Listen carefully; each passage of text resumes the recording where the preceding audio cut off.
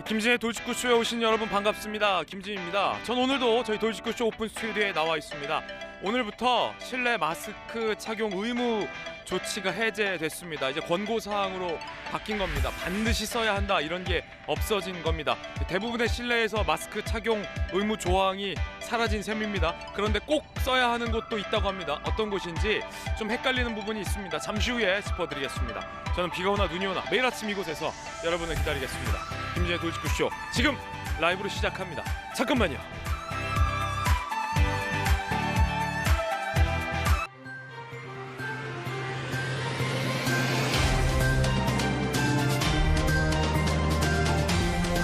신문 읽어준 남자입니다. 지난 주말 토요일에 이재명 대표가 2차 검찰 소환 조사를 받았습니다. 지난번과는 다른 혐의입니다. 대장동 의혹으로 검찰 출두를 한 건데요. 그런데 이재명 대표가 내세웠던 입장은 뭐고 또 검찰의 입장은 뭔지 잠시 후에 양쪽의 입장 나란히 전해드리겠습니다. 특히나 150여 쪽의 질문을 검찰이 쏟아냈다고 하는데 특정 질문에 이재명 대표가 잠시 변호인과 상의하겠다라고 가서 답변 대신 진술서로 대신하겠다라고 답변했다라고 합니다. 그 대목이 어떤 대목일지도 잠시 후에 짚어보겠습니다. 오늘 조간신문 4가지 키워드 준비가 되어 있습니다. 함께 보시죠. 먼저 첫 번째 키워드는 영장입니다. 동아일보가 오늘 일면에 보도하고 있는 내용인데 동아일보의 포인트는 영장에 있습니다. 함께 보시죠. 이재명 대표를 향해서 검찰이 한 번으로 조사 안 된다. 대장동 의혹은 추가 출석 요구를 했는데요. 이 대표 쪽은 거부 의사로 전해지고 있습니다. 검찰은 구속영장 청구를 검토하고 있습니다. 영장 청구 방침이다라는 얘기 오늘 동아일보가 강하게 보도를 하고 있습니다. 대장동 의혹과 관련해서 12시간 30분 조사받았지만 진술서로 대신하겠다. 대부분의 답변은 그러했다라고 합니다.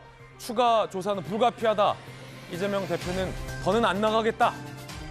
과연 구속영장을 청구한다면 이거 어떻게 될까요? 잠시 후에 이야기 나눠보겠습니다. 검찰이 구속영장을 청구한다면 국회에 체포 동의안을 받아내야 합니다. 노웅래 민주당 의원 때는 부결이었는데 이번엔 어떻게 될지도 궁금합니다. 잠시 후에 이야기 나눠보죠. 이어서 두 번째 키워드입니다. 두 번째 키워드는 자유입니다. 경향신문이 6면에 썼습니다. 함께 보시죠. 서울 시내 백화점 매장에서 마스크 벗어도 됩니다. 실내에서 마스크 안 써도 됩니다. 쓰고 싶은 분은 써도 됩니다. 하지만 엘리베이터 탈 땐 써야 한다고 합니다. 사우나 탈의실에서는 마스크 써야 합니다. 대형마트에서는 안 써도 됩니다. 마트 안에 약국 가면 대신 써야 합니다. 지자체마다 조금씩 좀 다르다고 합니다. 쓰라는 건지 벗으라는 건지 말라는 건지 잠시 후에 이야기 나눠보겠습니다.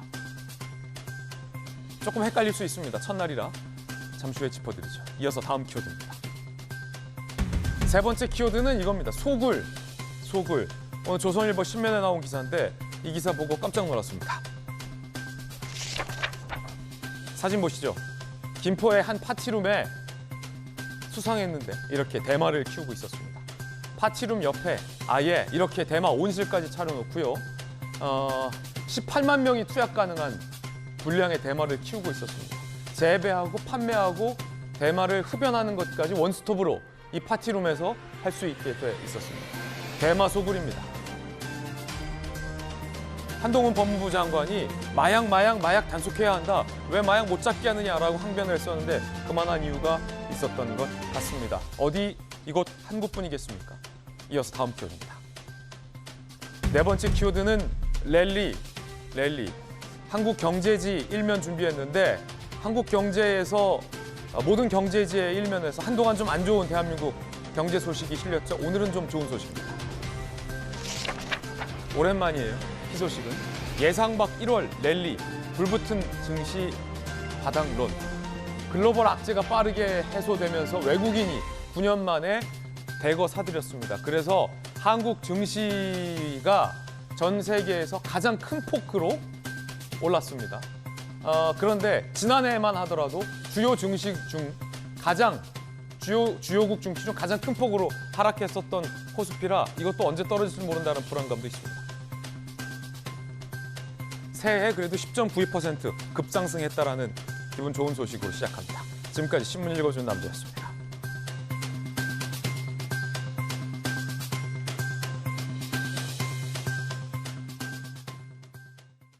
월요일 아침입니다. 함께하신 분들 소개해드리죠. 언론인 출신, 기자 출신의 한신대 김수경 교수, 비대위원 출신의 국민의힘의 김연아 의원 나오셨습니다. 부산에서 강한 민주당 재선 의원, 전재수 의원, 법전 들고 나온 정혁신 대표 변호사 나오셨습니다. 어서 오세요. 아시다시피 지난주 토요일에 이재명 대표가 검찰에 출석을 했습니다. 혼자 가겠다라고 했지만 많은 민주당 의원이 이번에도 검찰청사 앞에 모였습니다. 그런데 이번에도 답변 대신 진술서로 대신하겠다라는 이재명 대표의 답변이 많았다고 합니다. 그런데 검찰이 이 질문을 하는 순간 변호사와의 면담을 요청했다고 하는데 어떤 대목이었을까요? 첫 번째 이야기 지금 시작합니다. 무엇보다 검찰이 구속영장 청구 방침이다 라는 동아일보 오늘 기사가 상당히 앞으로의 전국에 중요한 영향을 미칠 것으로 보입니다. 출석할 때는 이재명 대표가 상당히 여유 있는 모습, 그런데 조사를 마치고 귀가할 때는 다소 예민해진 모습도 관측됐다라는 언론 보도가 많습니다. 어땠길래 직접 영상으로 보시죠.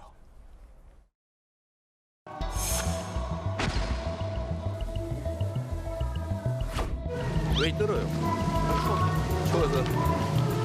오늘 이것은 윤석열 검사 독재 정권이 정적 제거를 위해서 국가 권력을 사유화한 최악의 현장입니다. 유동규 전 본부장이나 남욱 변호사 등은 대표님께 불리한 진술을 하고 있잖아요. 어떻게 생각하세요?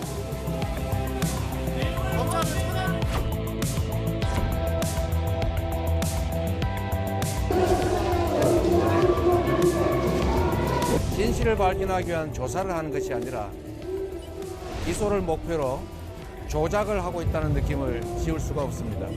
시간을 끌고 했던 질문 또 하고 제시한 자료 또 제시하고 질문을 지연하는 이런 행위야말로 국가 권력을 사유화하는 아주 잘못된 행동이라는 생각이 듭니다. 검찰이 출석부터 하지 마시죠.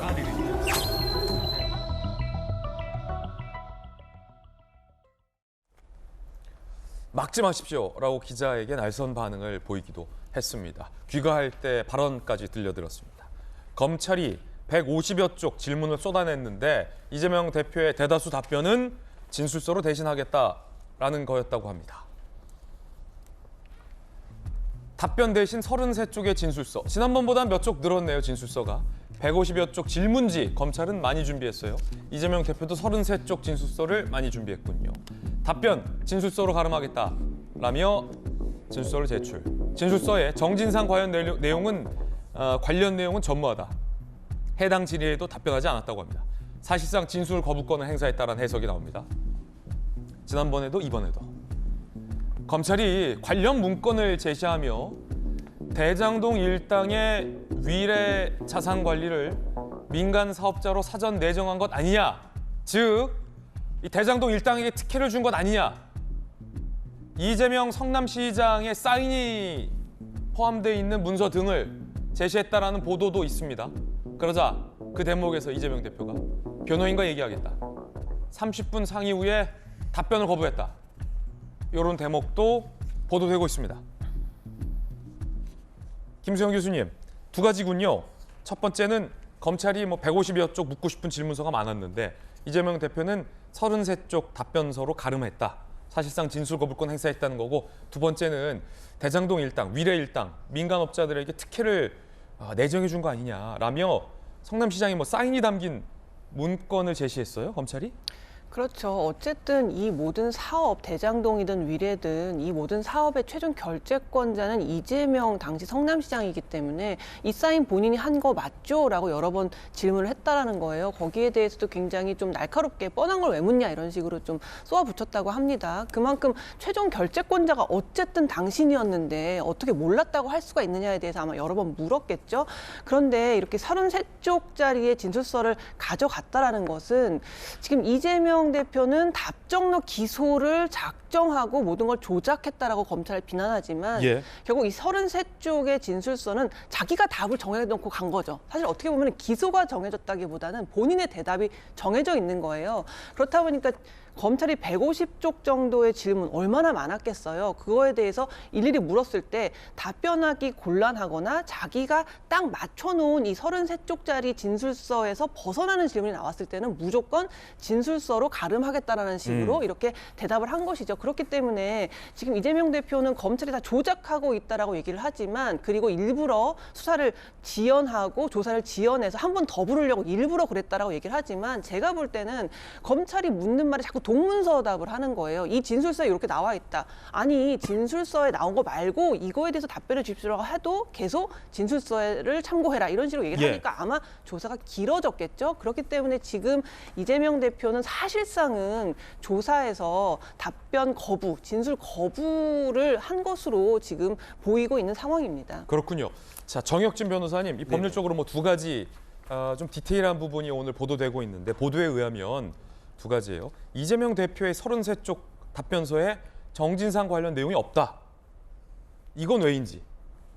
두 번째, 이 시장이 결재한 걸로 알려져 있는 위례신도시 사업 관련 자료를 제시하자 변호인과 면담하게 해달라.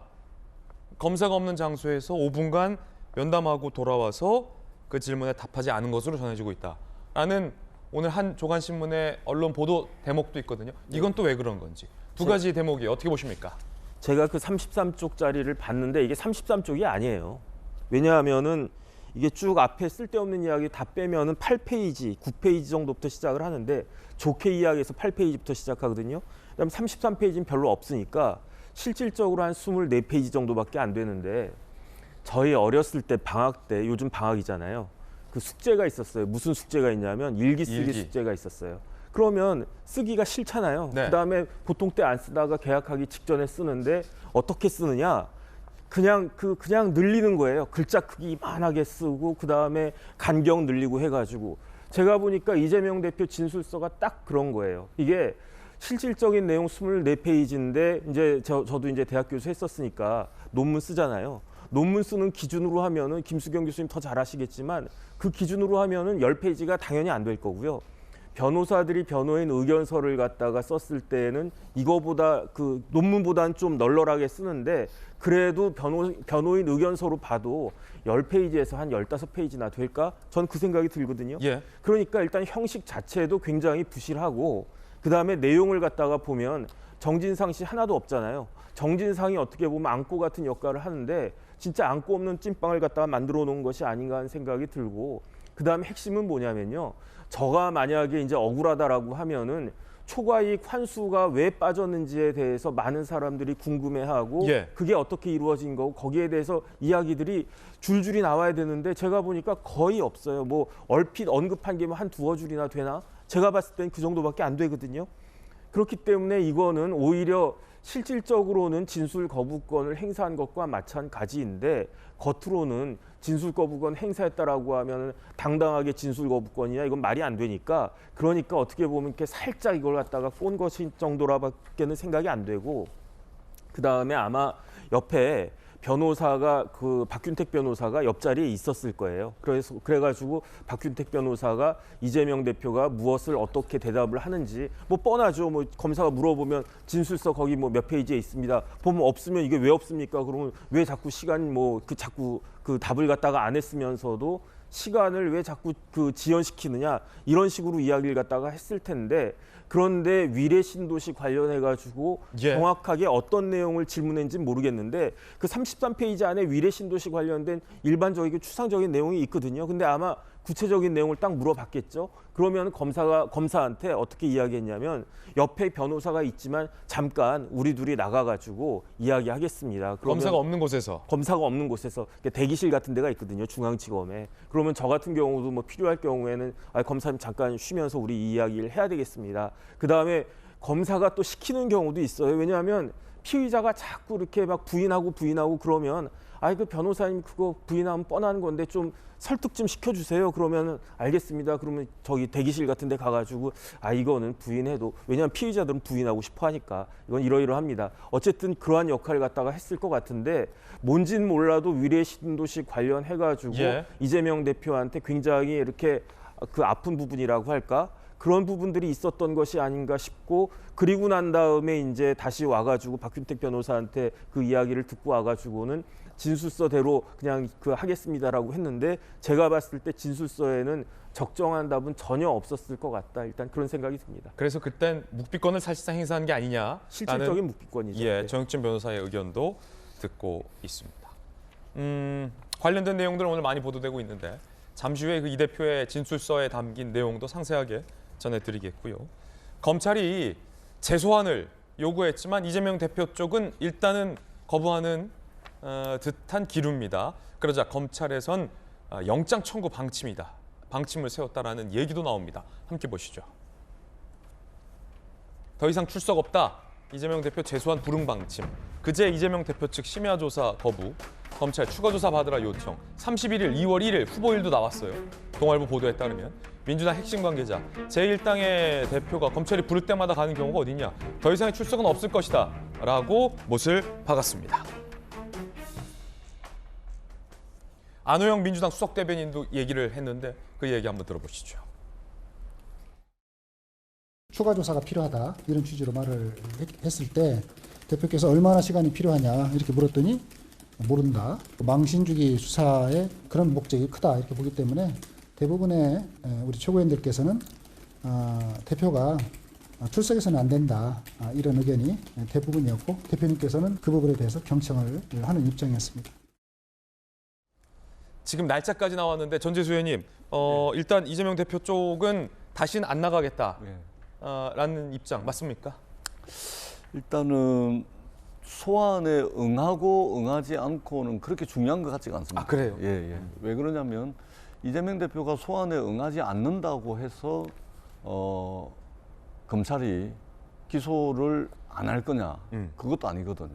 그러면 소환에 응해가지고 성실하게 조사에 협력을 하더라도 했다고 해서 그럼 검찰이 기소를 안 할 거냐? 그것도 아니거든요. 예. 그러니까 검찰이 지금 하고 있는 것은 사실은 이제 지난번에 이제 선거법 위반 사건을 가지고서 기소를 하는 것을 보고 이재명 대표와 관련된 어지간한 것들은 전부 기소를 하겠구나 이런 느낌이 들었거든요. 왜냐하면 선거법 그거는 뭐냐면 기억의 영역, 그러니까 기억하냐 못하느냐 이걸 가지고 기소를 하는 경우는 거의 없는데, 기억을 못한다 또는 왜 기억을 못하느냐 이런 문제를 가지고 선거법을 기소를 하더라고요. 그걸 보면서 어지간한 문제를 가지고서는 전부 기소를 하겠구나 이런 이제 느낌을 받았기 때문에 지금 이 상황에서 소환에 응하고 소환에 응하지 않고는 저는 중요하지 않다. 어차피 검찰은 기소를 향해서 그냥 쭉 앞으로 나아가고 있는 것으로 보여지기 때문에 그렇게 중요한 게 아니라고 생각을 합니다. 그리고 앞에서 이제 다른 분들께서 마치 묵비권을 행사를 하고 진술 거부권을 행사를 하는 것이 무슨 범죄 혐의가 있어서 그런 거 아니냐, 또는 당당하지 못한 거 아니냐, 비겁한 거 아니냐 이런 이제 비슷한 이제 말씀을 하셨는데 그렇지가 않습니다. 대한민국 헌법 12조 2항에서는 소위 말해서 묵비권이라고 이야기하는 진술 거부권이 헌법적 권리로 보장이 되어 있는 겁니다. 그것을 진술서로 대체를 하든 또는 대답을 하지 않든 하는 것은 법정에서 검사와 피의자가 대등한 위치에서 공격하고 방어하기 위해서 헌법이 보장하고 있는 권리인데, 마치 그것을 뭐 이상한 것처럼 이렇게 말씀을 하시는 것은 헌법적 권리를 훼손하는 말씀이다. 이 말씀을 제가 아울러서 드리고, 결국은 정치적 주장의 크고 작음 또는 정치적 목소리가 크고 작음 이것으로 이 사건이 결정지어지는 것이 아니고 유무죄를 강력하게 주장을 하고 있기 때문에 법정에서 증거와 증거를 가지고서 결국은 법정에서 판가름 날 거라고 생각을 합니다. 2021년 가을에서부터 시작이 됐거든요. 2022년을 지났고 2023년 이제 2월입니다. 이제는 좀 일단락하는 것이 검찰 입장에서도 이거 너무 오래 끌어가지고 무슨 다른 정치적 목적이 있는 거 아니냐 이런 이제 우려들이 국민들 사이에서 조금씩 나오고 있기 때문에 빨리 좀 기소할까 하고 법정에서 유무죄가 가려졌으면 좋겠다라는 말씀을 드리도록 하겠습니다. 그렇다면 검찰은 2차 소환에는 응하지 않겠다라는 이재명 대표 쪽의 이 방침과 기류에 대해서 어떤 카드를 검토하고 있을까요? 함께 보시죠. 구속입니다. 구속영장 청구 방침. 동아일보 보도에 따르면 검찰은 이재명 대표 측 2차 출석 불응 시 대장동 의혹과 성남FC 후원금 사건을 병합하여 이르면 2월 초에 얼마 안 남았거든요. 오늘이 1월 30일 월요일이잖아요. 1월은 31일까지 있잖아요. 2월 초 며칠 안 남았습니다. 사전 구속영장을 청구할 예정이라는 거예요. 이렇게 되면 노웅래 의원 사례처럼 법원 가기 전에 국회에 체포 동의안을 걸치게 돼요. 부결될 경우는 이 불구속 기소 관측이 되고 있어요. 근데 이 정치적 여파가 있겠죠. 체포 동의안 통과냐 부결이냐에 따라에 대해서 백현동 변호사비 대납 의혹 등도 수사 상황 따라 출석 요구 가능성도 있다라고 합니다. 그렇게 되면 또 이제 국회의 시간인데 지난번 노웅래 의원 때도 이제 방탄 국회 이런 논란이 좀 있었잖아요. 그리고 그때 진중권 교수가 그랬나요? 민방위 훈련을 패러디해서 노웅래 의원 체포동의안 부결을 두고 명방위 훈련은 성공적으로 성공했다. 뭐 이렇게 비꼬기도 했었는데 검찰이 구속영장을 청구한다고 해요. 그렇다면 이번에도 부결될 걸로 보십니까? 당연하지 않을까요? 노웅래 의원한테도 부결을 했는데 당대표고 당대표 한번 소환하는데 뭐 수십 명의 의원이 거기를 같이 가지고 이번에도 오지 말라고 했는데 한 10명 정도 같이 가셨더라고요.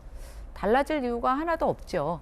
저는 이번에도 부결시킬 거라고 생각합니다. 그리고 검찰도 그걸 아마 각오하고 있을 거라고 생각이 됩니다. 지금 이재명 대표는 우선 민주화 운동하다가 지금 조사를 받는 게 아닙니다. 특히 민주당의 당대표로서 뭘 해서 또 조사받는 것이 아니고 본인이 재직하던 전임 시장 시절에 있었던 여러 가지 부패 혐의에 대해서 수사를 받고 조사를 받는 겁니다. 근데 여기에 왜 엉뚱하게 뭐 당대표를 부르면 부르는 대로 계속 가냐라고 하는 대변인의 답변이 있는지 모르겠고요. 검찰 한번 입장에서 생각해 보십시오. 평일날 나오라고 요일을 제안했더니 주말에 나온다고 하더니 주말도 9시부터 할 수 있는데 딱 10시 반에 나와가지고 아마 여기 조사 시간 당대표니까 50분 조사하고 10분 쉬는 거 철저하게 지켰을 겁니다. 그다음에 불리한 자료 내놓으면 잠깐 변호인 접견하겠다고 나가고 밥 먹고 그리고 심야 조사 안 받겠다고 그러고 그럼 어떡합니까? 어떻게 조사를 합니까? 저는 조사하는 방법에 대해서 이제 한계가 있다고 생각을 했을 거예요. 그래서 이제 구속영장에 대해서 준비를 하고 있겠죠. 저는 수순이라고 생각하는데 검찰은 그럼에도 불구하고 이재명 대표의 구속영장이 체포해서 동의안이 부결될 것을 저는 어느 정도 굉장히 강하게 가능성으로 두고 있다고 보고 있고 과연 그러면 어떻게 하느냐 그다음에 이제 거의 재판에서 싸울 거라고 보여지는데 시청자 여러분 조국의 강이 이재명의 강으로 전환되는 기시감이 느껴지지 않으십니까? 조국 전 장관도 처음에 기자들이 막 질문 여러 가지 혐의를 했을 때 조사 과정에서 검찰에 가서 진술하겠다라고 얘기했고 검찰 진술 과정에서 또 진술하지 않고 재판에서 얘기하겠다고 했고 재판 과정에서도 굉장히 불성실하게 답변을 했던 것으로 알고 있습니다. 그런 똑같은 복사판이 될 것 같은 느낌이 듭니다. 국민의힘의 박정아 수석 대변인은 이렇게 논평을 냈습니다. 이 대표 정치는 참 좀스럽고 지저분합니다. 왜 구질구질하게 권력을 부여잡고 그 뒤에 숨어 있는지 동의하기 어렵습니다. 도대체 언제까지 이 기괴하고 짜증나는 광경을 지켜봐야 하는지 답답합니다. 법치와 국가 시스템마저 부정하고 있습니다. 이런 뻔뻔한 정치인, 이런 당당한 범죄 혐의자 일찍이 본 적 없습니다. 그런가 하면 민주당의 박성중 대변인은 또 다른 논평을 냈습니다. 이번엔 민주당 논평입니다. 검찰 수사의 목적이 대장동 비리의 진상 규명에 있는 것이 아니라 윤석열 대통령의 정적을 제거하는 데 있다는 것이 조사를 거듭할수록 드러나고 있습니다. 조작 수사를 하고 없는 죄를 만들면 그건 깡패입니까? 검사입니까?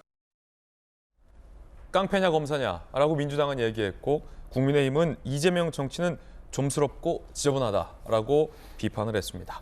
그런가 하면 이재명 대표는 변호인과 홀로 나가겠다고 했는데 정청래 최고위원 등은 무슨 소리냐 다 나가자라고 했습니다. 몇 명이 나왔을까요? 혼자 왔을까요? 영상 보시죠.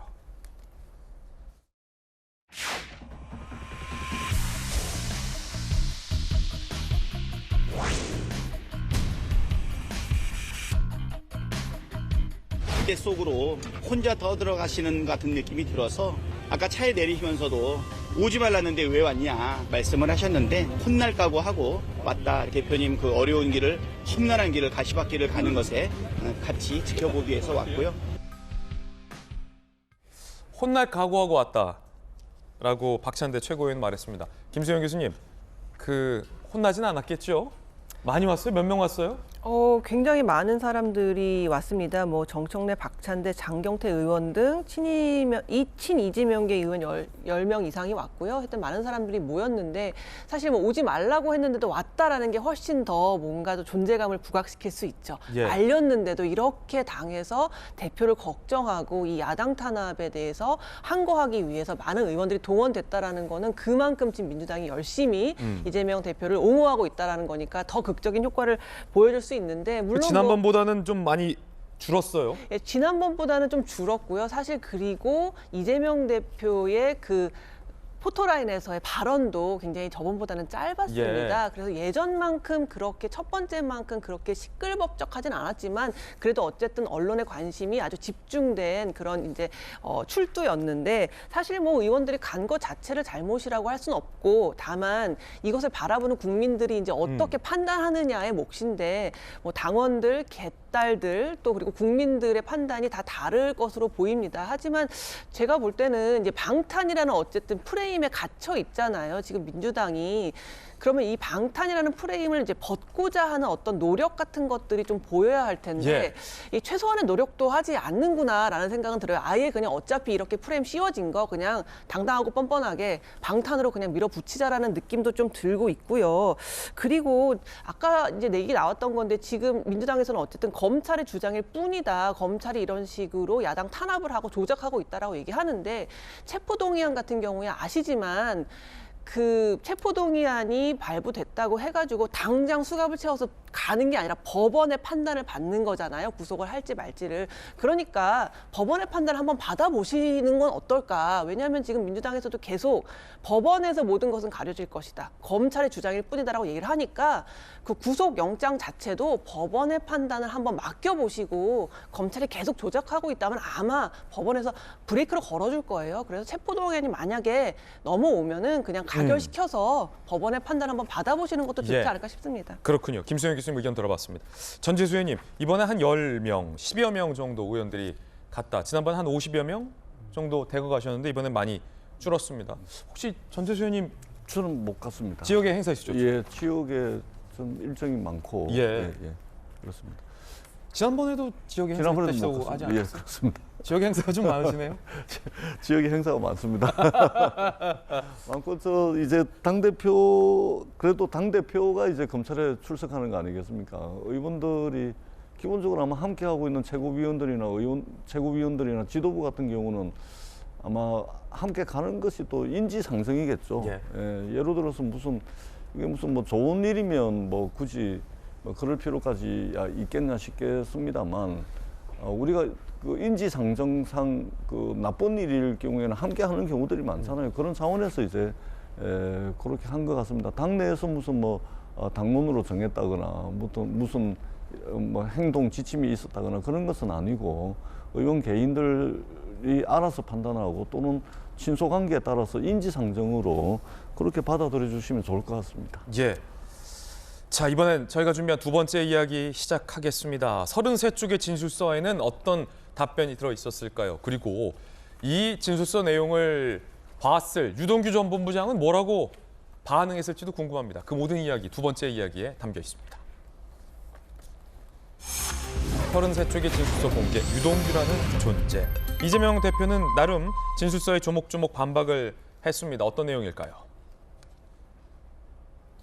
배임 혐의와 관련하여 검찰 대장동 일당에 7,886억을 몰아주고 1,822억만 성남 도계공이 환수를 했잖아요. 그래서 엄청난 피해를 줬다. 하지만 이재명 대표 입장은 전혀 다릅니다.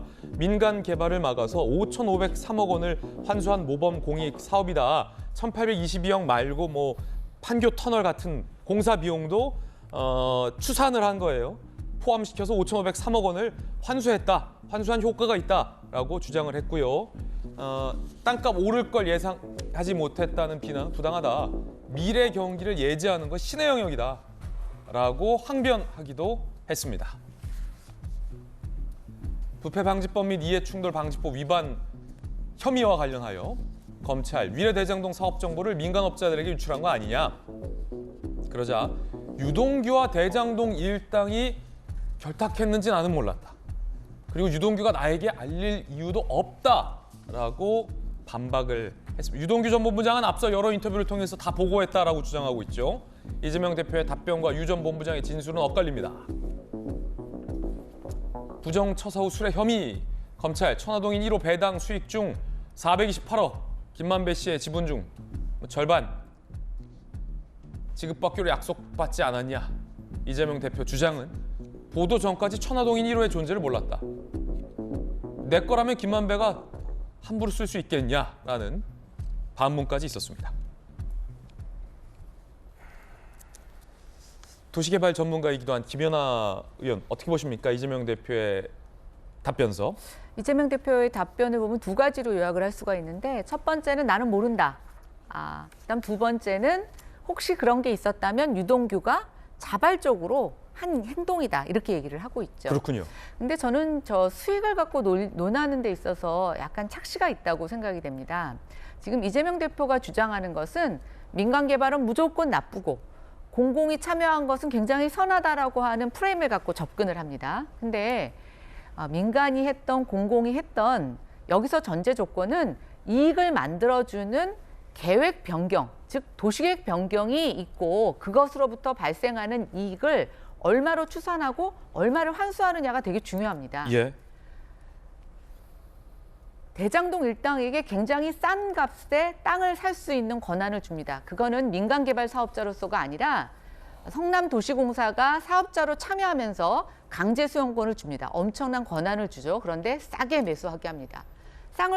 땅을 사고 난 이후에 도시계획 변경을 통해서 막대한 이익이 일어나게끔 합니다.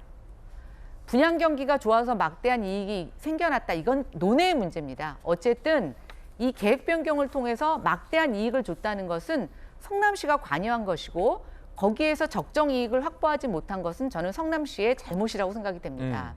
계속 공공이 들어가서 얼마를 확보했다 그러는데요. 중요한 게 아니라 예를 들어서 100을 벌어서 우리가 50을 가져올 수 있었는데 이 비율이 아니라 특정 금액으로 이익을 확정합니다. 그러고 나서는 이익을 100이 아니라 300, 500으로 부풀려 주는 거죠.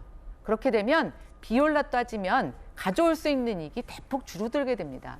얼마나 계획적이고 얼마나 의도적이겠습니까? 그런데 일반 국민들이 도시개발 사업이나 이런 것들을 모르니까 무조건 공공이 들어가서 잘한 것처럼 이익을 가져왔으니까 손해가 아닌 것처럼 지금 굉장히 국민을 호도하고 있는 거죠. 김연아 의원님 주장이었습니다. 천화동인 1호의 존재를 몰랐다. 이재명 대표는 이렇게 답변서에 썼는데 이게 상당히 좀 중요할 걸로 보이는데, 정혁진 변호사님. 네네. 그러니까 이재명 대표의 입장은 검찰의 의심과 전혀 다르군요. 검찰은 천화동인 1호의 존재도 알았고 사실상 김만배 소유의 뭐 절반가량의 지분 이재명 대표가 받기로 유동규를 통해 정지상을 통해 이 시장이 다 보고받았다. 그 돈은 뭐 저수지였다. 이렇게 보고 있는데 이재명 대표는 거기까지 가기도 전에 천화동인 1호 몰랐다. 김만배가 내 돈이라면 어떻게 다 썼겠냐. 뭐 이런 주장이에요. 천화동인 1호가 제일 크리티컬한 포인트예요. 제가 봤을 때 개인적인 제 판단으로는 업무상 배임죄는 이미 제가 봤을 때 입증됐다라고 언론의 보도만으로도 이미 입증된 것으로 저는 판단을 하거든요. 그런데 거기서 하나 더 나간 게 뭐냐면 뇌물죄인데 428억. 428억을 아마 이재명 대표가 받지는 않았던 것 같아요. 하지만 뇌물죄라고 하는 것은 약속만 해도 이건 뇌물죄가 성립하는 거니까. 그런데 이 428억이라고 한 돈이 어디서 나왔습니까? 천화동인에서 나온 거거든요.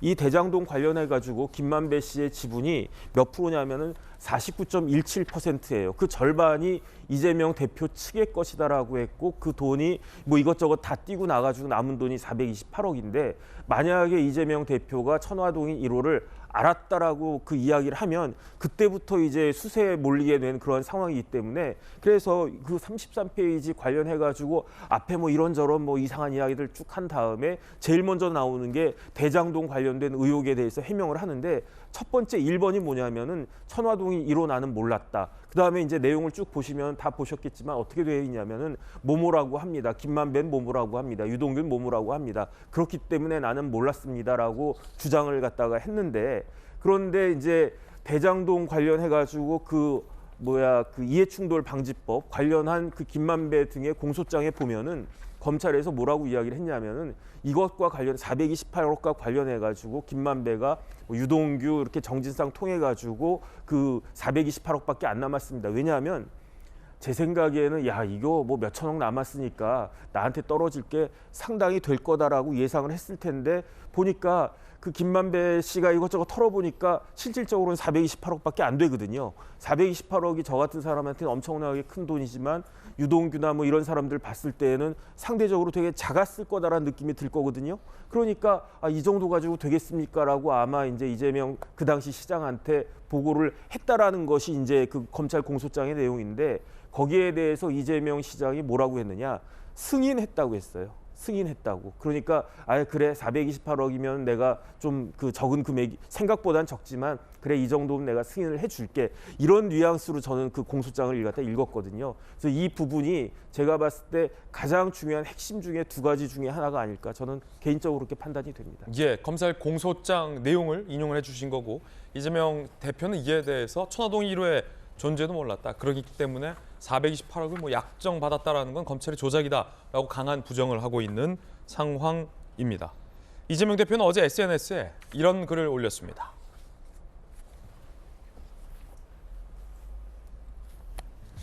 시장이 사장도 아닌데 5,503억밖에 못 벌었다고 배임죄라면 개발허가 해주고 한 푼도 못 번 양평군수와 부산시장은 무슨 죄냐라고 반문하기도 했습니다.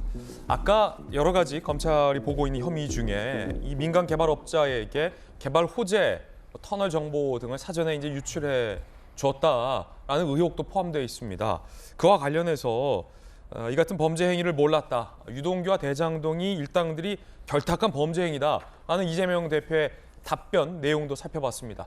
이 내용에 대해서 유동규 전 본부장 입장은 뭘까요? 유출한 정보는 이재명의 지시사항이었다. 개발 정보죠. 얼마나 다급하면 저러나 싶다.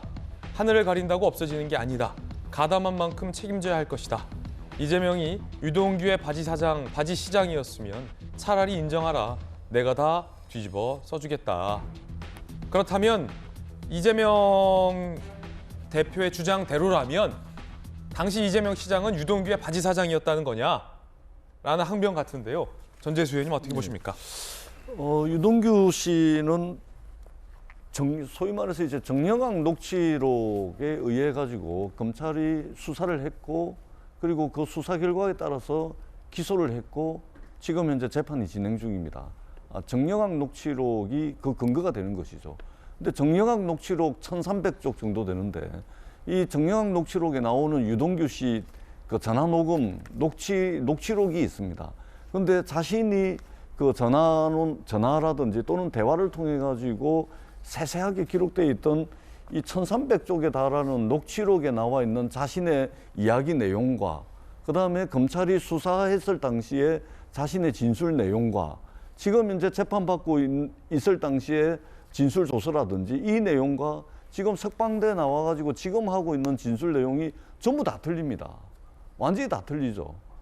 진술이 왜 틀렸는지, 왜 진술이 바뀌었는지 이 부분에 대한 해명을 유동규 씨가 납득할 만한 해명을 하지 않으면 유동규 씨의 이야기는 신빙성을 갖기가 어렵습니다. 사람들에게 신뢰를 주기가 힘듭니다. 왜냐하면 진술, 신뢰의 일관성을 이미 수차례 어겼기 때문에 유동규 씨의 말은 이제는 재판이라든지 이런 데서도 어떤 하나의 신빙성이 있는 진술로 받아들여지기는 상당히 어려운 현실이기 때문에 저는 유동규 씨가 수시로 이렇게 말이 바뀌는 이 말을 쫓아가기보다는 차라리 정영학 녹취록 1300쪽짜리 이 녹취록을 한번 보는 것이 저는 중요할 것 같아. 가장 이 사건의 말하자면 대서사시와 같은 이 사건의 팩트에 가장 근접하는 것은 정영학 녹취록이다. 저는 이렇게 생각을 합니다. 시간이 되시면 정영학 녹취록을 한번 좀 봐주시면 좋겠다. 이 말씀을 꼭 좀 드리고 싶습니다. 정영학 녹취록 전도사.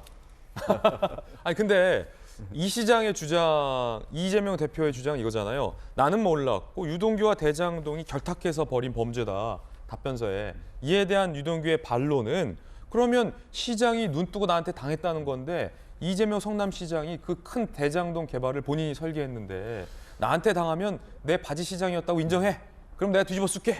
이런 주장이거든요. 아니 그러니까 유동규 씨의 주장에 의하면 이재명 시장 또 대선 경선 캠프에서도 자신이 중요한 역할을 했고 측근 중에 측근이었다는 주장 아닙니까?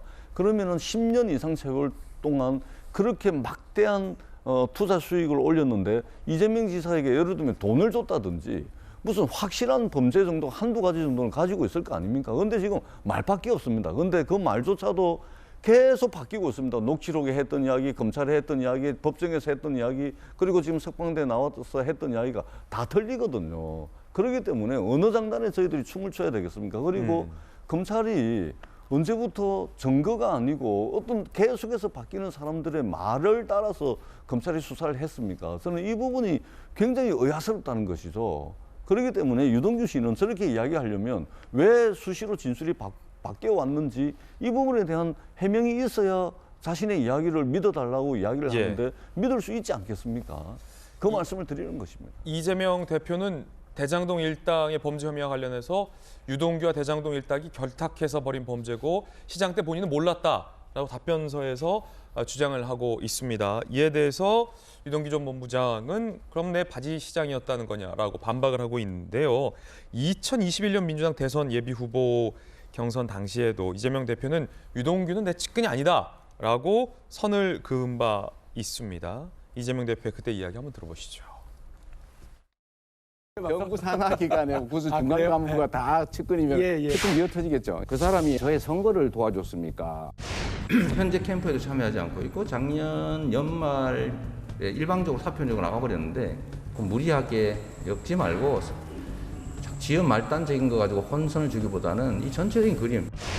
사진상 우동규 제가 그 정말 가까이 하는 참모는 동주 이렇게 표현되는 사람은 아닙니다. 미안하지만. 이재명 대표는 대선 예비 후보일 때부터 그리고 그 이전 때도 유동규는 자신의 측근이 아니다라고 얘기를 했습니다. 근데 언론 보도에 따르면 유동규 전 부장이 검찰에서 경선을 도운 과정을 밝혔습니다. 특히나 그 대화방, SNS 대화방에 대한 언급이 상당히 구체적인데요. 어떤 내용인지 함께 보시죠. 2021년 9월까지 정무방2 법조팀 텔레그램 대화방에 참여했다. 정무방2에선 여론 조성, 이미지 메이킹 등을 논의했고 공개되면 민감한 것이 대부분이었다. 정진상, 김용도 대화방 멤버였다고 해요. 법조팀에서는 진행되는 소송 관련 이야기를 했었다라고 유동규 본부장이 상당히 구체적으로 이야기를 검찰에서 했다라는 보도가 오늘 한 매체에 나왔습니다. 대장동 의혹 보도 후에는 휴대전화를 교체하며 참여하지 않았다라고 얘기를 했습니다. 정무방 2, 법조팀이라는 텔레그램 대화방.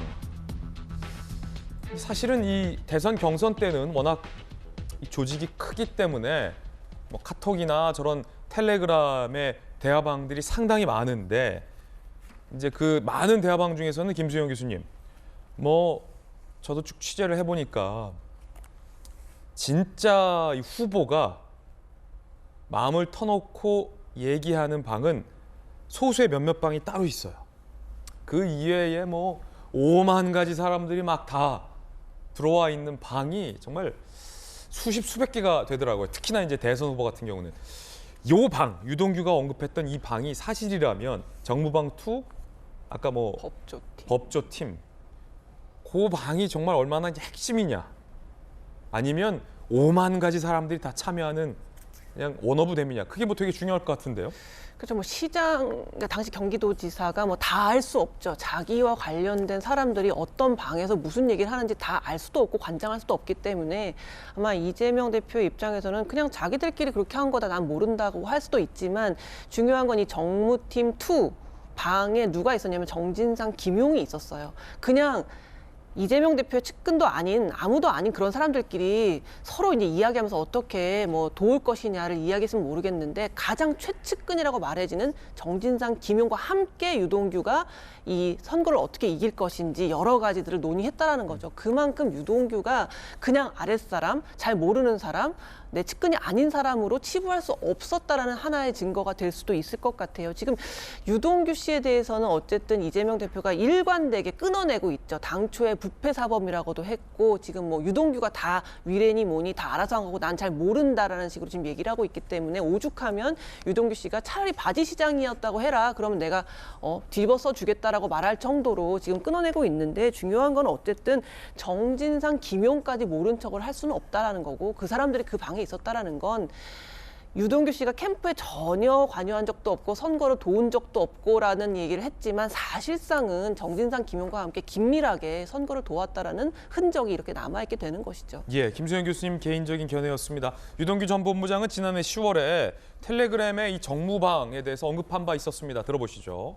과연 뭐라고 그때 당시 언급했을지, 혹시 그때 언급했던 클라우드 B번까지 제출했다는데 그 방이 이 방인지도 좀 궁금합니다. 들어보시죠.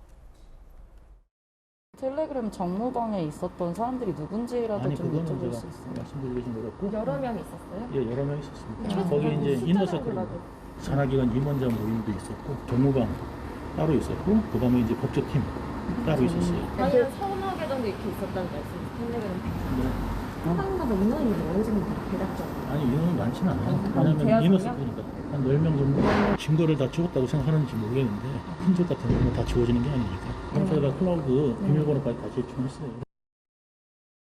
나는 측근이었고 선거도 도왔다. 이재명 대표의 주장과는 배치되는 말입니다. 이에 대한 유동규 전 본부장은 증거로, 본인의 발언에 대한 증거로 정무방 클라우드 B번까지 다 제출했다. 이너서클이었고 인원이 많지 않았다. 핵심 실세들이 다 들어있었다. 그래서 선거를 도왔다. 민감한 내용까지 참여를 했다라는 건데 전재수 의원님 어떻게 보십니까? 우리가 이제 선거를 하다 보면 나는 측근이다. 나는 측근이다. 이러고 다니는 사람들이 있습니다. 예, 맞아요. 많아요, 그런 분들. 예, 그런데 이제 그 후보 본인, 그러니까 선거를 치르는 당사자가 보기에는 측근 아니라는데 자꾸 측근이라고 그러고 댕겨. 아니, 정말 우리가 선거를 많이 해보지만 측근 중에 측근은 이런 식으로 측근임을 주장하지 않죠. 정말로 자기가 측근이라는 것을 증명을 하려면 결정적인 뭔가를 제시를 하면 됩니다. 이런 식으로 측근 아니라는데 자꾸만 측근이라고 주장을 하시면 우리가 선거를 치르거나 또는 여의도 정치권에서 봐왔던 측근 아닌데 측근입니다 하고 댕기는 그런 사람들 중에 한 명입니다. 결정적인 뭔가를 가지고서 정말 누가 보더라도 측근이네 하는 그런 거 있습니다. 그런 거 제시하시면 되지. 자꾸 아니라는데 왜 측근이라고 주장을 하시는지 저는 잘 모르겠습니다. 요 정도는 측근이 안 된다. 김연아 의원님은요? 두 분 다 왜냐면 이제 선거 많이 해보신 분들이라. 측근이라고 해서 꼭 뭐 그 사람하고 범죄 행위를 공유했다고 저도 판단하진 않습니다. 그러나 지금은 측근이냐 측근이 아니냐의 문제가 아니라 이재명 대표와 이 유 본부장과의 관계는 굉장히 많은 부분에서 중복되고 연결되어 있다는 겁니다. 실제로 유 본부장이 성남도시개발공사 본부장일 때 직보를 했던 경우도 많고요. 또 지금 이 대장동 개발 사업의 키가 됐던 성남도시개발공사 설립에 있어서도 유동규 씨의 역할이 굉장히 컸다고 나타나고 있습니다. 그리고 진짜 이재명 대표가 측근이라고 하는 정진상, 김용과 유동규는 형아우하면서 도원 결의를 맺었고 지금 돈을 줬다고 해서 그 돈을 받은 것 때문에 기소돼서 수사를 받고 있지 않습니까? 재판도 가고 있고. 그러니까 자꾸만 여기서 측근이 아니니까 아무 연관이 없다. 이거는 저는 또 다른 프레임이라고 생각하고요. 어쨌든 연결고리가 있죠. 그리고 유동규 본부장이 당신이 바지 시장이었고 내가 시장 직무대리를 했냐라고 얘기할 만큼 엄청난 업무 간의 연결고리가 있다는 겁니다. 연결고리. 두 분의 의견, 이견 전해드렸습니다. 이번엔 저희가 준비한 다음 순서입니다. 뜨거운 소식 두 가지 엄선했는데 상당히 좀 뜨거울 것 같아요. 함께 보시죠. 첫 번째 소식부터 공개하죠. 김의겸 의원입니다. 민주당의 김의겸 의원 그리고 대변인이죠. 김의겸 의원이 김건희 여사가 또 다른 주가 조작 혐의 사건에 구체적으로 연루가 돼 있다라는 주장을 펼쳤습니다. 그러자 대통령실과 법무부가 동시에 또 가짜뉴스, 허위 사실을 유포한다라고 나왔습니다. 대통령실에서는 김의겸 의원을 고발할 방침이라고 합니다. 김의겸 의원의 이번 주장은 과연 어떤 주장일까요? 김의겸 의원입니다. 김건희 여사가 또 다른 주가 조작에 관여했다. 법정에서 검사의 입을 통해 김 여사가 우리 기술 20만 주를 매도했다는 사실이 드러났다라고 주장했습니다. 그러자 대통령실은 터무니없는 거짓이다. 재판 내용 일부를 마음대로 해석해 거짓 브리핑을 했다라며 대통령실이 사실이 아니다 라고 부인했습니다. 허위사실 유포 혐의로 이번 주 초에 경찰에 고발할 것이다 라는 얘기도 나왔습니다. 일단 김의겸 의원이 이번에 주장한 새로운 의혹은 정혁진 변호사님, 네네. 어떤 겁니까? 대통령실에선 거짓말이다 또 이러는데. 그러니까 일단은 김의겸 의원은 이제 김건희 여사 관련해가지고 김건희 이퀄 주가 조작이다. 그래가지고 도이치모터스 사건도 쭉 있는데 그것 말고 추가적인 또 주가 조작이 있다. 우리 기술 20만 주. 그러니까요. 그런 식으로 그러니까 쉽게 말하면 김건희 여사는 주식에 아주 그 관심이 많았고 그렇기 때문에 이거 가지고 뭐 조작을 갖다가 해서 뭐 많은 사람들한테 피해를 갖다 줬다라는 그런 의혹을 계속 제기를 갖다가 한 건데 여기에 대해서 조금 더 구체적인 아니 일국의 영부인에 대해서 이런 식의 의혹을 제기하려면 조금 더 구체적인 그러한 내용들을 보내야 되는 것이 아닌가, 근거가 있어야 되는 것이 아닌가, 일단 그런 생각이 들고요. 그다음에 또 하나는 뭐냐면은 지금 그 야당의 상황이 이재명 대표가 검찰청 불려가고 그다음에 그 의혹이 혐의가 갈수록 짙어지고 이제 영장을 치느니 마느니 그다음에 이제 기소가 돼가지고 재판이 진행되느니 마느니 이러한 시점인데 그런데 이런 이야기를 갖다가 하는 것은 뭐 국회의원이니까 자유이긴 하지만 누가 봐도 어느 정도 관심을 다른 쪽으로 돌리려고 하는 그러한 시도 중에 하나 아닌가 그런 의심을 받기에 충분하지 않을까 그런 생각이 들고요.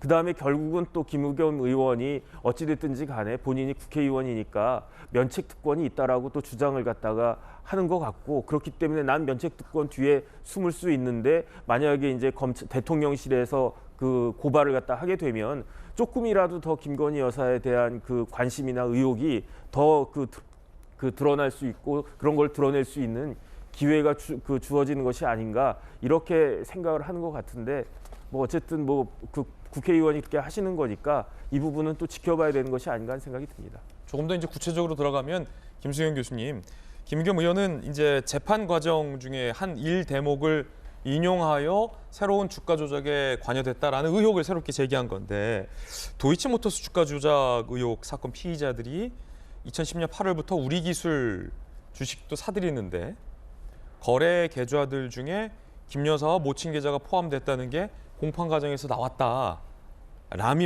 그걸 갖고 김의겸 의원은 또 다른 주가 조작에 김 여사가 관여했다라는 단정적인 의혹 제기를 했는데 대통령실에서는 그 대목이 의도적인 거짓말이다라고 보는 것 같아요. 그러니까 뭐 법리적으로는 이게 그냥 계좌만 맡겼는데 뭐 빌려줬는데 그렇게 이용을 당한 건지 아니면 실제로 뭐 김건희 여사가 직접적으로 뭐 샀다 팔았다를 지시했는지 이런 것들을 이제 법리적으로 가려내야 될 부분이겠죠. 아마도 그 지난 정권에서 김건희 여사에 대한 불기소 처분이 내려졌던 것은 그것이 법리적으로 명확하지 않기 때문에 기소를 안 했을 거예요.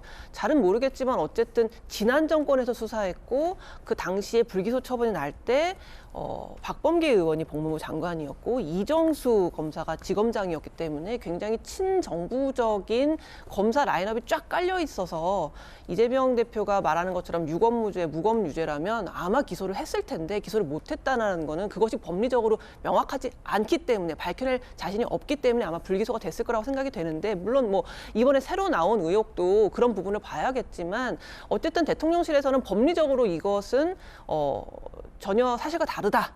그러니까 김의겸 의원의 의혹이 사실과 다르다라고 자신하기 때문에 이렇게 지금 고발 조치를 한 것 같고 차라리 양쪽 다 잘 된 것 같아요. 매번 이제 이재명 대표 소환 조사, 뭐 구속영장 이런 얘기 나올 때마다 이것과는 무관한 김건희 여사 얘기가 나와가지고 왜 모든 이재명 대표의 의혹에 대해서 김건희라는 인물로 답변하는가에 대해서 국민들도 의문이 있었거든요. 만약에 이렇게 고발 조치가 되면은 서로 밝혀낼 수 있잖아요. 그리고 이렇게 밝혀질 경우에 만약에 김건희 여사가 뭐 죄가 있다, 잘못이 있다라고 하면은 뭐 그것 그대로 수사를 해야겠지만 만약에 법리적으로 잘못이 없다라고 했을 때는 수긍할 수 있을지 그것도 좀 궁금하고요. 계속 김건희 특검 받으라라는 얘기를 하는데 사실 지금 민주당의 의석만 가지고 특검법 발의할 수 있습니다. 물론 법사위에서 그걸 상정하지 않으면 무산되지만 무산되면 무산되는 대로 국민들한테 다 보여줄 수 있죠. 이것 봐라 우리가 이렇게 특검법 하려고 하는데 국민의힘이 저지한다 이런 걸 보여주면 되는데 왜 계속 변죽만 울리고 실제로 발의는 하지 않는지 실제로 추진하지 않는지 그건 좀 궁금한 대목입니다.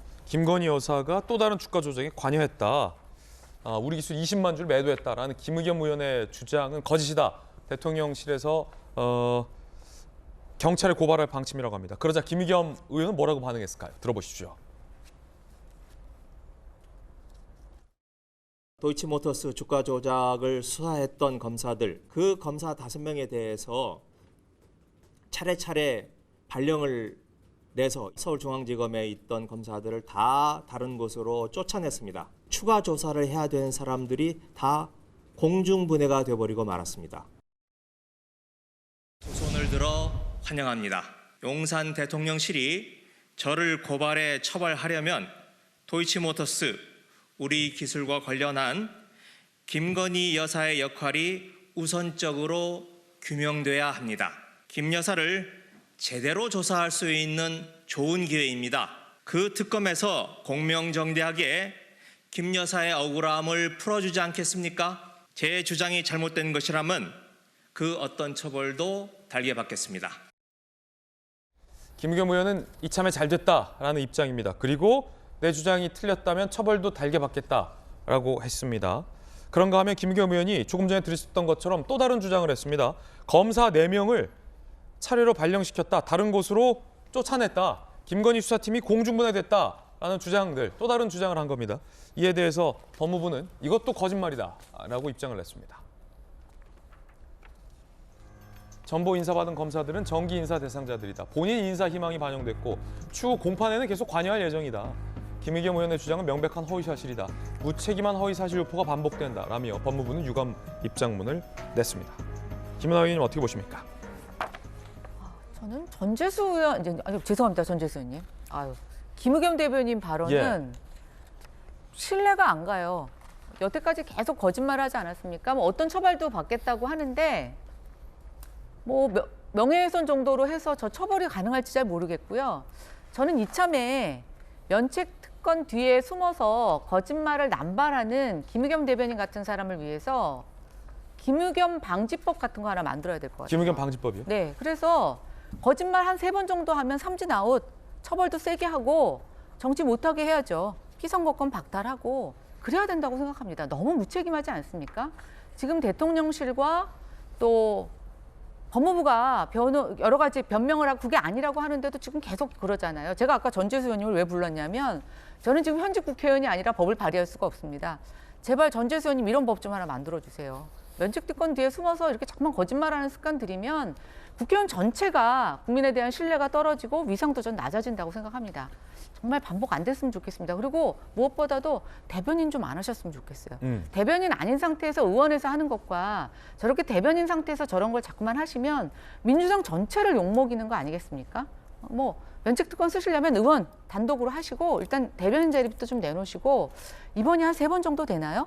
그럼 제가 제안한 법에 의하면 이제 삼진 아웃 되셔야 되는데 참 안타깝습니다. 아직 그런 법이 없어서. 예. 저를 언급하셔서 짧게 한 말씀 드리자면 전재수 의원님 길게 하셔도 돼요. 그러니까 법을 좀 발의해 주시라고 제가 말씀을 드린 겁니다. 그러니까 그 국회의원 면책특권은 국회 상임위원회라든지 또는 본회의에서 국회의원이 어떤 허위 사실을 이야기했을 때 그 죄를 면하는 것이 면책특권입니다.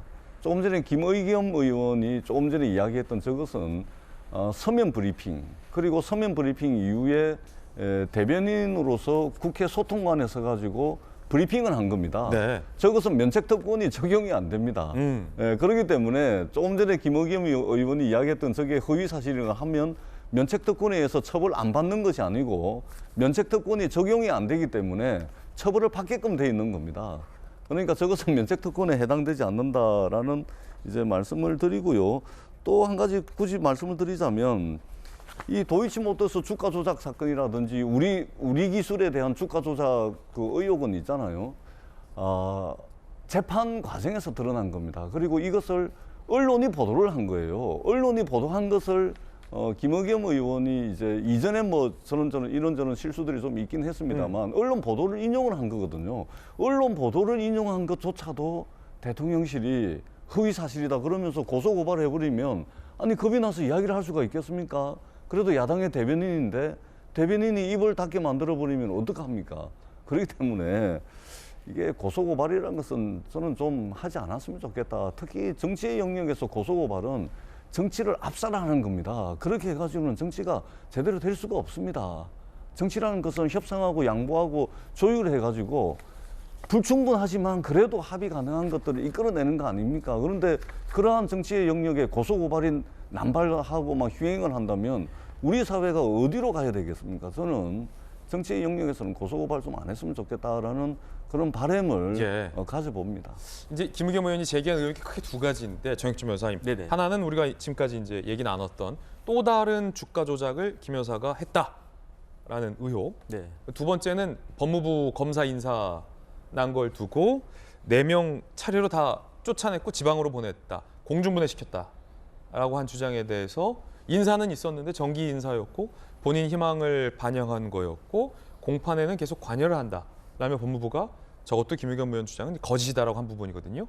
두 번째, 그 검사 인사 관련된 김의겸 의원과 법무부의 공방 관련해서는 정혁준 변호사는 어떻게 보세요? 아니 뭐 문 대통령 때 계속 이야기하지 않았습니까? 인사권은 대통령의 고유 권한이라고. 검사 인사는 대통령이 하는 거거든요. 그렇기 때문에 검사가 서울에 있다가 그다음에 경양교류 원칙 해가지고 검사들이 다 큰 데서 좋은 데서 일하고 싶죠. 중앙지검에서 일하고 싶죠.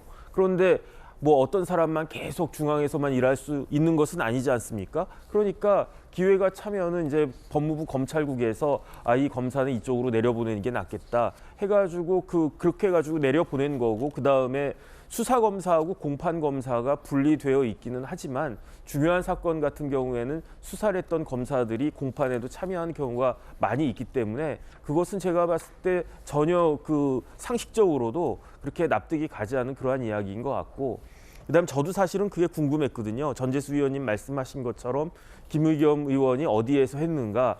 그런데 아마 국회에서 한 거기 때문에 이제 헌법에는 어떻게 되어 있냐면 국회에서 직무상 행한 발언에 대해서 국회 외에서 책임지지 않는다, 이렇게 되어 있단 말이에요. 그런데 제가 봤을 때 뭐 소통관에서 이렇게 말씀하신 게 국회의 직무상 발언이라고 주장할 여지 충분히 있고요. 그다음에 그렇게 꼭 그게 필요하다라고 하면 제가 봤을 때 두 가지가 필요합니다. 첫 번째는 김건희 여사에 대해서 김의겸 의원이 고발을 갖다가 하는 거예요. 고소고발 남발하는 거 뭐 그렇다라고 하셨지만은 어쨌든 중대한 범죄라고 생각하면 경찰에다가 고발을 갖다가 하세요. 검찰 못 믿겠다라고 하면. 원래는 이럴 때를 위해서 필요한 게 뭐였냐면 공수처였는데 공수처가 수사할 수 있는 범죄는 제한돼 있거든요. 그래서 제가 이재명 대표 관련해가지고 민주당이 굉장히 안타까운 부분은 검찰 그렇게 못 믿겠고 검사 독재 이렇게 운영하셨는데 그러면 이재명 대표는 고위공직자이기 때문에 그렇기 때문에 공수처에서 충분히 수사를 갖다가 할 수 있고 공수처에서 수사하겠다라고 하면은 검찰에서 이첩을 해줘야 되거든요. 그런데 왜 공수처 이럴 때 써먹지 않는가, 이제 그게 그렇고, 그다음 두 번째는 김의겸 의원이 협업하시는 데가 있잖아요. 그러니까 그 협업하시는 데 가가지고 국회를 멀리 떠나가지고 여의도 그 강을 갖다가 건너가지고 그리고 난 데서 협업하는 데서 김건희 여사는 이러이러한 의혹이 있다. 그렇게 강력하게 주장을 갖다가 하시면은 깔끔하게 검찰이나 경찰이 수사기관이 수사해서 김의겸 의원이 원하는 그러한 결과가 나올 수 있지 않을까 저는 개인적으로 그렇게 생각합니다. 예, 정혁진 변호사님 의견도 들어봤고요. 김의겸 의원 주장과 대통령실 그리고 법무부의 입장 공의 보도해드렸습니다. 이번엔 뜨거운 소식 함께하고 계신데요. 두 번째 소식 공개하겠습니다.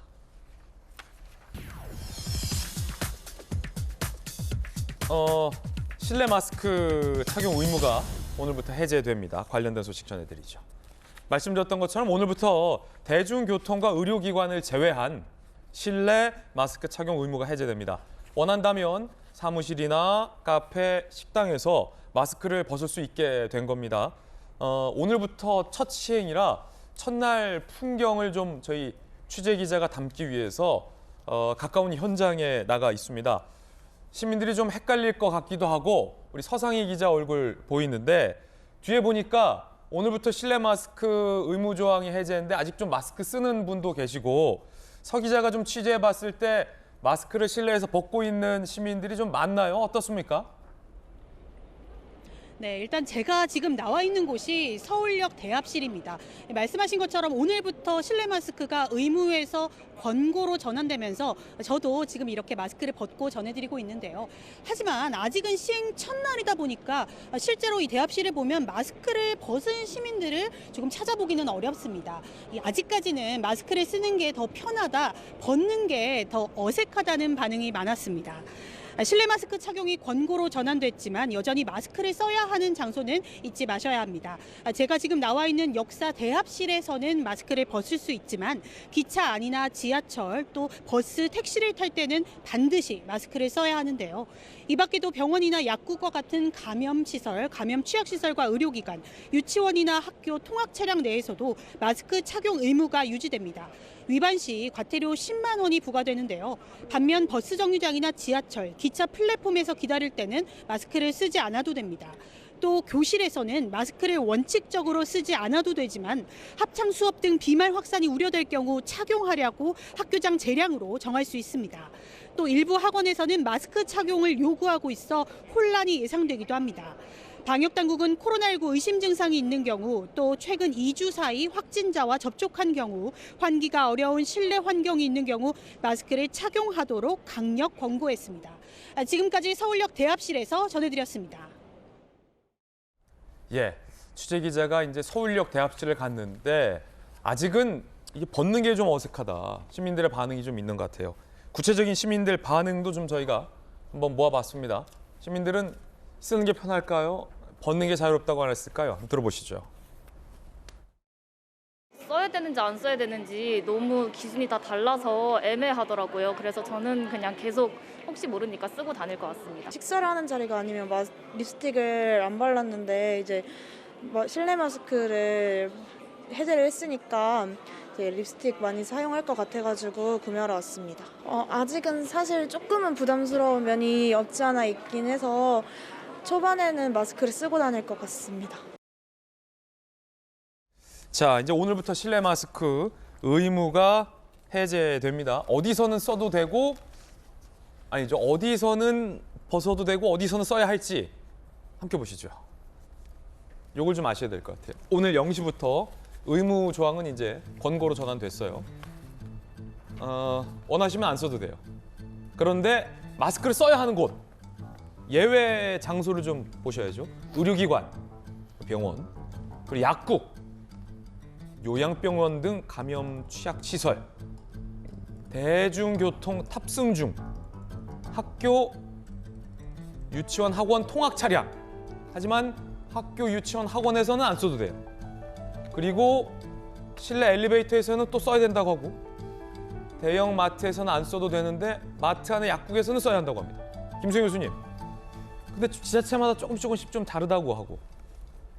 그렇죠. 이제 어쨌든 의무에서 권고로 바뀌었다라는 거는 시민들이 선택할 수 있는 자유가 생긴 거기 때문에 계속 쓰고 다니기로 하시더라도 어쨌든 내 선택에 의해서 쓰는 것과 강제라서 쓰는 건 좀 의미가 달라서 굉장히 반가운 소식인데 지금 말씀하신 것처럼 좀 지자체마다 다르기도 하고 또 뭐 약국에서는 써야 되는데 마트에서는 안 써도 된다. 하지만 마트 안에 있는 약국에 갈 때는 또 써야 된다. 좀 복잡한 것들이 있습니다. 그런데 아마 이런 식으로 이제 느슨해지게 되면 점점 이 추이를 봤을 때 코로나가 이제 확 늘어나지 않으면 점점 더 없어지는 방향으로 아마 갈 것 같아요. 어쨌든 반가운 소식이고 제가 최근에 보니까 이제 마스크를 벗어야 되잖아요. 여성들 같은 경우에는 요즘 피부과를 찾아오시는 분들이 굉장히 많다고 해요. 아, 이제는 이거 마스크 벗고 다녀야 되니까. 예, 뭐 잡티를 좀 없애거나 뭐 주름 같은 것들도 신경 쓰기 위해서 피부과 가시는 분들도 많고 저도 얼마 전에 화장품을 좀 샀거든요. 이제 예. 마스크를 벗고 다녀야 될 것 같아서 어떤 아무튼 여성분들 보니까 이제 코 위로만 화장하고 다니시는 분들 계시더라고요. 눈썹만 그리고 막 예. 학교 가고 저도 그랬었거든요. 그랬는데 어쨌든 좀 신경을 써야 될 것 같아서 하지만 어쨌든 여러모로 시민들의 입장에서는 반가운 소식이고 이로 인해서 코로나가 급증하지 않고 잘 좀 마무리되는 수순으로 갔으면 하는 바람입니다. 예. 학교와 학원가는 다소 신중한 반응을 보이고도 있다고 합니다. 함께 보시죠. 서대문구의 한 초등학교 교사, 코로나19 감염된 아이들이 꾸준히 나와서 당분간 계속 마스크 쓰고 수업할 계획이다. 종로학원 대표는 방역 잘해도 집단 감염 한 번 발생해 방역 못하는 시설로 낙인 위협됐다. 상황을 좀 지켜보면서 당분간은 쓰겠다. 이런 자체적인 판단은 또 정부에서 존중해 주겠다라고 합니다. 참고하시기 바라겠습니다. 이번에 저희가 준비한 다음 이야기 전해드리겠습니다. 국민의힘의 차기 당대표 선거는 양강 구도가 점점 뚜렷해지고 있습니다. 김기현 의원과 안철수 의원 사이에 여론조사 지지율도 오차 범위 내에서 상당히 치열한 지지율이 나오고 있습니다. 나경원 전 원내대표가 멈추면서 이 반사 이익을 안철수 의원이 보는 것 아니냐라는 분석도 많습니다. 주말이 지나고 새 한 주가 시작됐는데 이번에는 어떨지 좀 상황 살펴보겠습니다. 그 이야기 지금 시작합니다. 양강, 껌껌이 충돌, 신경전이요? 대단합니다. 철새니 공포정치니 이런 얘기도 지난주에 오고 갔고요. 이번엔 어떨까요? 김기현, 안철수 두 분의 이야기부터 먼저 들어보시죠. 수도권 지역을 중심으로 해서도 김기현의 지지세가 압도적이라는 것을 다시 한번 확인할 수 있는 매우 의미 있는 현장이었다고 생각합니다. 내년 총선에서 어떻게 이길 것인가에 대한 비전과 정책을 보여주는 게 그게 우선 아니겠습니까? 무조건 사람들만 많이 모아놓고 행사를 한다고 해서 그게 이번 전당대회 취지에 맞는 것인지. 안철수 의원이 쓴소리를 했습니다. 김기현 의원의 이 대규모 출정식을 비판한 겁니다. 무조건 사람만 많이 모아놓는다고 총선 이기겠냐라는 겁니다. 이에 대해서 김기현 의원은 압도적 지지를 확인한 건 매우 의미 있는 현장이었다라고 의미를 평가했습니다. 상당히 좀 치열합니다. 그 가운데 사천 얘기도 벌써 서로를 향해서 드러냈습니다. 자기 사람을 자기 의지대로 마음대로 공천하는 것. 양쪽 모두 다 비판을 했는데 들어보시죠. 다음 내가 대통령이 되어야 되겠다라고 생각하게 되면 내년도 총선을 공천하는 과정에서 자기 편 사람을 넣고 싶은 의혹이 당연히 커질 수밖에 없습니다. 지금 우리가 대선 걱정할 때가 아닙니다. 내년 총선에서 압승한 대표가 자동으로 대선 후보가 되는 일은 결코 없습니다. 아마도 대선에 대해서 직접 경험을 안 해보신 분의 그런 단견이라고 생각합니다. 신경전이 대단한데요. 김수영 교수님, 상당합니다, 신경전. 그렇죠. 지금 서로의 약점을 공격하고 자기의 장점을 부각시키기 위해서 지금 애를 쓰고 있는데 뭐 김기현 의원 같은 경우에는 어쨌든 지금 수도권에서의 그 민심을 자기가 얻기 위해서 굉장히 애를 쓰고 있죠. 왜냐하면 상대적으로 안철수 후보가 분당 수도권의 의원이기 때문에 본인은 울산 쪽이죠. 그래서 이 수도권의 민심을 자기가 얻고 당심을 얻고 제가 수도권의 총선에서 이길 수 있는 사람이다라는 걸 부각시키려고 하고 있고 반면에 이제 안철수 의원에 대해서는 대선 대선 나가려고 지금 준비하지 않냐. 그렇게 사적인 어떤 정치적인 욕망이 있는, 야망이 있는 사람이 이렇게 당권을 잡으면 안 된다라는 식으로 공격하고 있죠. 마찬가지로 안철수 의원도 반대로 자기가 수도권에서 지금 의원하고 있고 수도권 민심을 잡고 있고 이제 이런 식으로 서로 이제 굉장히 팽팽하게 지금 신경전이 아주 날카로운 양상이고요. 이제 나경원 의원이 어쨌든 불출마를 선언하면서 그 표가 어디로 갈 것인지가 굉장히 귀추가 주목되고 있는 상황에서 서로 이제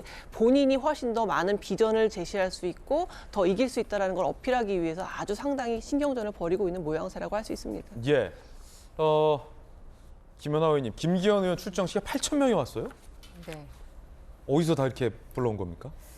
그러니까 이제 수도권하고 일부 김기현 의원의 지역구인 울산, 경북에서도 경북 경남에서도 조금 지원이 왔던 것 같은데요. 저는 이제 이번 선거가 사실은 예전과 좀 다른 게 100% 당원 중심으로 선거를 치르게 됩니다. 만약에 당원과 여론조사가 병행됐을 때는 이 당원을 운집하거나 좀 사람을 모집하는 데 있어서 이제 일반인들도 많이 같이 동원을 할 수가 있는데 지금 이제 최근에 그 여러 가지 발대식에서의 모집 사람들을 모으는 것은 일반인들이 아니라 100% 당원 중심으로 모으고 있습니다. 그래서 이 세를 그냥 무시할 수는 없는 것 같아요. 그래서 이제 분명히 그런 내용들이 있는 것 같고 지금 또 하나 우리가 당원들의 연령별, 지역별 비율을 좀 고려하지 않고 일반 여론조사상에서 국민의힘을 지지하는 그 응답자들을 중심으로 하는 여론조사 결과와 실제로 연령 분포가 일반 여론조사하고는 좀 다른 차이를 보고 있는, 즉 5, 60대 또 70대 연령이 많은 국민의힘 책임당원들의 표심이 결국 나경원 전 의원의 불출마 이유로 인해서 어떻게 분산되느냐, 그리고 마지막까지 어떻게 접점으로 이동할 거냐라고 하는 것이 마지막 변수가 될 수 있을 것 같습니다. 그래서 저는 저 두 후보가 굉장히 불꽃 튀는 저렇게 대결을 하는 이유에는 마지막까지도 결과를 예측할 수 없는 박빙이 될 것이라고 하는 그래요? 그런 마음 때문에 지금 그렇다고 보고 있고요. 나경원 전 의원의 표가 지금 저는 다 분산됐다고 보지 않고 어느 정도 유동층으로 남아있다고 보고 있는데 이제 막판에 어디로 힘을 실어주느냐가 결정적인 역할을 할 거라고 생각합니다. 그러니까 김기현 의원의 전략은 철저한 이제 대세론을 만드는 거예요. 이미지적으로나 아니면 실제 데이터로나. 이에 대해서 안철수 의원은 이제 될 사람 되는 거다. 다음에 이제 정치적인 거물론. 그래서 나에게 다 흡수해라, 나에게 오라 전략을 지금 하고 있는데 현재 여론조사상 굉장히 팽팽합니다. 또 하나의 변수는 국민의힘의 당원 중에 20대에서 40대까지 젊은 층이 상당히 많다라는 건데요. 그래서 요 분들이 좀 변수가 될 수도 있다라는 관측 기사 나왔습니다. 함께 보시죠. 누굴까요? 이준석, 홍준표. 두 분 다 청년 지지세가 강해요. 홍준표 시장도 지난번 대선 때 청년들의 지지를 받았죠. 이준석 대표는 청년들 대거 당원을 가입시킨 바도 있고 20대에서 40대까지가 31.6%나 된다고 합니다. 국민의힘 당원 중에. 상당하군요. 이번 선거 캐스팅 보터 되죠. 정치권 관계자. 홍 시장은 특히 윤 대통령과 가까워 윤심이 홍 시장 입을 빌려 경선에 영향을 줄 수도 있다는 관측도 나오고 있는 그런 상황입니다.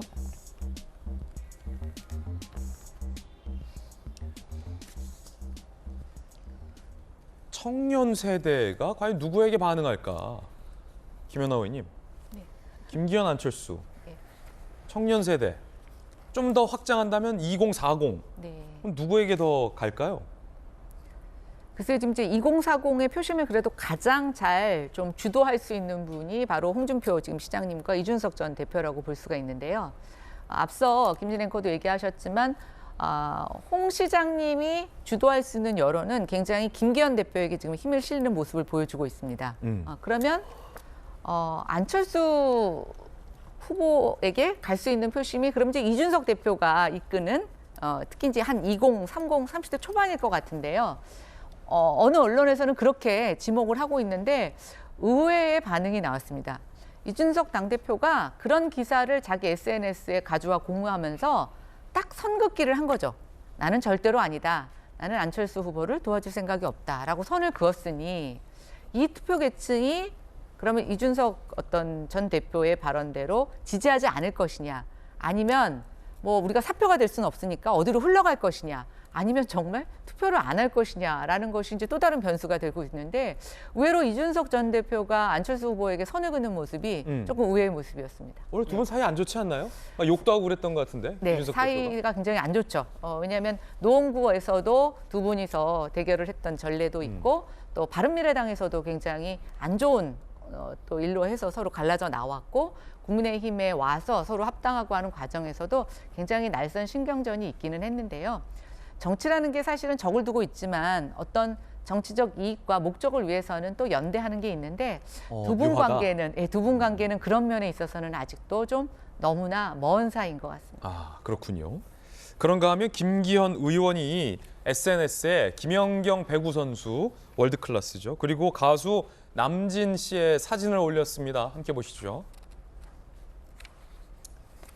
저를 응원하겠다며 귀한 시간을 내줬다. 김연경 선수와 남진 선생님께 진심으로 감사의 말씀을 드립니다. 그럼 진짜 배구 선수 김연경 선수와 가수 남진 씨가 엄지척을 하며 김기현 의원이 이제 꽃다발을 받고 있는 사진을 올린 겁니다. 자, 그러자 제명인의 마을에서 난리가 났다고 합니다. 김연경이 왜 거기서 나오냐? 이 찍이냐? 이번 찍었냐? 이 찍이면 실망이다. 가디연경님 아니죠? 표정은 아닐 거라고 봐요. 김연경 좋아하는데.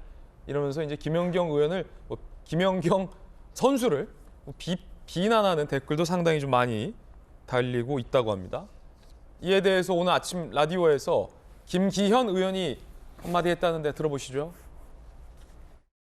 김연경 선수하고 원래 아시던 사이세요, 그러면? 원래 아는 사이는 아니었고요. 그렇지 않아도 저도 그 기사를 보고서 마음이 조금 미안했었는데, 누구든지 국민은 아무나 자신의 그 정치적 의사를 표현할 수 있는데 마치 정치인인 것처럼 돼서 상대 진영으로부터 공격을 받게 되니까 그건 영전 바람직하지 않은 문화라는 생각이 들고요. 정익진 변호사님, 그런 것 좀 안 했으면 좋겠어요. 그러니까 그 극성 지지자들이 양쪽 모두 다 주로 그러는데, 이제 누구를 이제 뭐 응원하거나 지지하거나 그게 민간인이든 선수든 뭐 공인이든 연예인이든 그럴 수 있는 건데, 그랬다고 막 몰려가서 비난하고 좌표찍고 이런 것 좀 이제 우리 선진적인 국민들이 좀 그런 것 좀 안 했으면 좋겠어요. 일단은 저희보다 조금 윗세대죠. 남진 나훈아. 그래가지고 나훈아는 영남이고 남진은 호남이고 그렇게 생각들을 갖다가 하셨던 것 같아요. 그래서 영호남을 대표하는 어떻게 보면 뭐 트로트 가수라고 할까, 어쨌든 국민 가수라고 할까, 그런 시기였는데, 그런데 이제 남진 선생님이 어쨌든 그 국민의힘 여당의 그 당대표 후보로 나온 김기현 의원하고 뭐 특별하게 이야기한 것도 제가 봤을 때 없는 것 같은데, 그냥 사진 한 장 찍었다고 저렇게 민감하게 반응하는 거는 진짜 앵커 말씀하신 것처럼 별로 그렇게 기분은 좋지는 않은데, 그만큼 제가 봤을 때 야당에서는 굉장히 민감하다. 아주 사소한 것에도 굉장히 민감하다. 오히려 그런 생각이 들어가지고. 남진 선생님 갖고는 별로 안 그런 것 같고, 그러니까 김연경 선수에 대해서 좀 비난 여론이 좀 있는 것 같아요. 그래서 이제 김연경 선수가 그 젊은 사람들한테 특히 인기가 많죠. 특히 이제 그 여성들한테, 젊은 여성들한테 인기가 많았는데, 뭐 김연경 선수가 그렇게 했다고 해가지고 그게 문제가 되는가, 일단 그런 생각이 들고요. 그다음에 어쨌든 저는 굉장히 안타깝게 생각하는 게 민주당은 홍길동 같아요. 왜냐하면 뭐 그 범죄를 범죄라고 말을 갖다가 할 수가 없고, 뭐 이걸 갖다 이거라고 지지해도 지지한다라고 이야기할 수 없고, 그러한 그 태도는 굉장히 조금 안타깝다는 생각이 듭니다. 예. 자, 정익진 변호사님 개인적인 견해도 좀 들어봤고요. 그런가 하면 윤석열 대통령이 이명박 전 대통령에게 전화를 해서 아랍에미리트 순방 성과를 공유했다라고 합니다. 함께 보시죠. 300억 달러 투자 약속 비롯해 UAE 순방 성과를 이어가겠다. 지속적인 관심을 당부한다. 이명박 전 대통령은 중동의 최초 원전을 수출해 중동 최초로 원전을 UAE에 수출했죠. 양국의 신뢰를 기틀을 닦았다라는 평가를 받고도 있습니다. 그러자 MB 중동 특사론도 급부상하고 있다고요. 통일부 보도에 따르면 이 전 대통령이 구축한 자원 외교의 초석을 잘 발전시켜야 한다. 하지만 이 전 대통령의 건강 회복이 우선이다라는 얘기도 나오고 있습니다. 김수영 교수님, 이명박 전 대통령에게 전화를 걸었어요, 윤 대통령이?